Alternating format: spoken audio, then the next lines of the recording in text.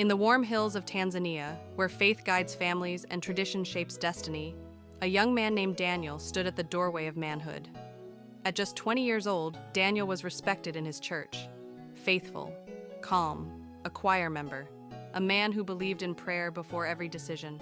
And today, he was becoming a husband. Outside the white-painted Adventist church, cars filled the dusty parking yard. Guests dressed in elegant suits and colorful African prints gathered joyfully. Laughter mixed with gospel hymns drifting from inside the sanctuary. Inside, the church was full, wooden pews polished, flowers lining the aisle. The air carried excitement. At the altar stood May. Her white gown shimmered softly. A delicate veil framed her peaceful face. She had left her homeland years ago, but today she felt she belonged, here beside Daniel. Their love had survived cultural whispers. Some questioned how a Tanzanian Adventist man and a Chinese woman could build a life together, but love had answered them all. The pastor opened his Bible. "Marriage," he began, "is built on truth." Daniel smiled until the doors opened, not gently, but suddenly.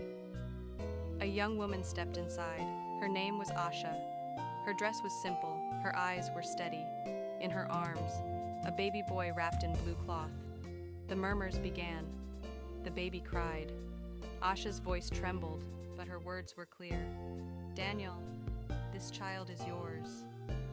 Silence swallowed the church. Daniel's heart pounded. Memories rushed back. A season of youth, poor choices, fear of responsibility. Asha had once loved him, but when she told him she was pregnant, he had stepped away, not proudly, not bravely, just fearfully. May looked at Daniel, not with anger, but with questions. "Is it true?" she whispered. Daniel's silence became his answer. The church that moments ago was filled with celebration now held judgment. Asha stepped closer. "I did not come to shame you. I came because my son deserves a father." The baby reached out his tiny hand.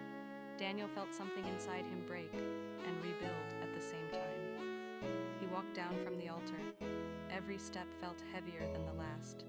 He looked at his son, his eyes, his reflection, and for the first time, Daniel understood that love is not just romance, it is responsibility.